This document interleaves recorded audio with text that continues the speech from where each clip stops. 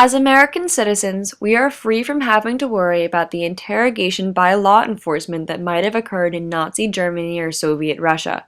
In fact, there is no law requiring U.S. citizens to carry IDs with them.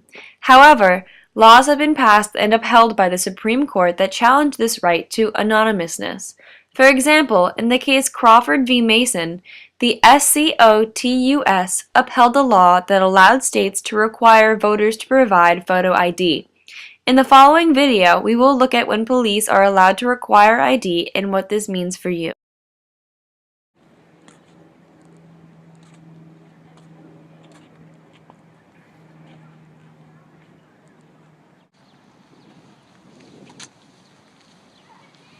Excuse me, ma'am, you're participating in some suspicious behavior. May I see some identification? While there is no U.S. law requiring citizens to carry ID, in their holding on Hibble v. 6th Judicial Court of Nevada, the Supreme Court ruled that citizens were required to identify themselves if police have reasonable suspicion. There are stop and identify statutes, but they only apply if police have reasonable suspicion. Let's see what happens if our suspect refuses to supply ID. Excuse me, officer, are you detaining me or am I free to go?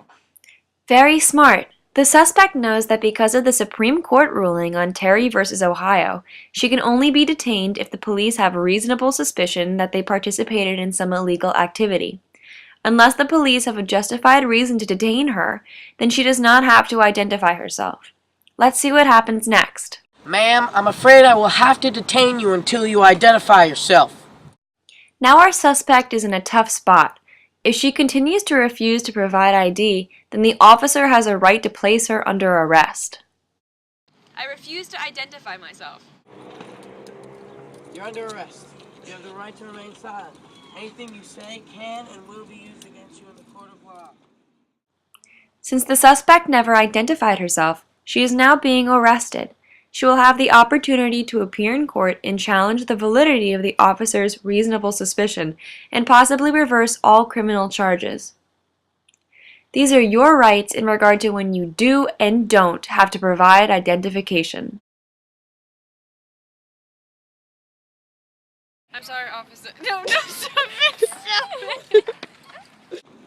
You have the right to an attorney. If you cannot afford an attorney, the court will appoint you one. What do you want me to say?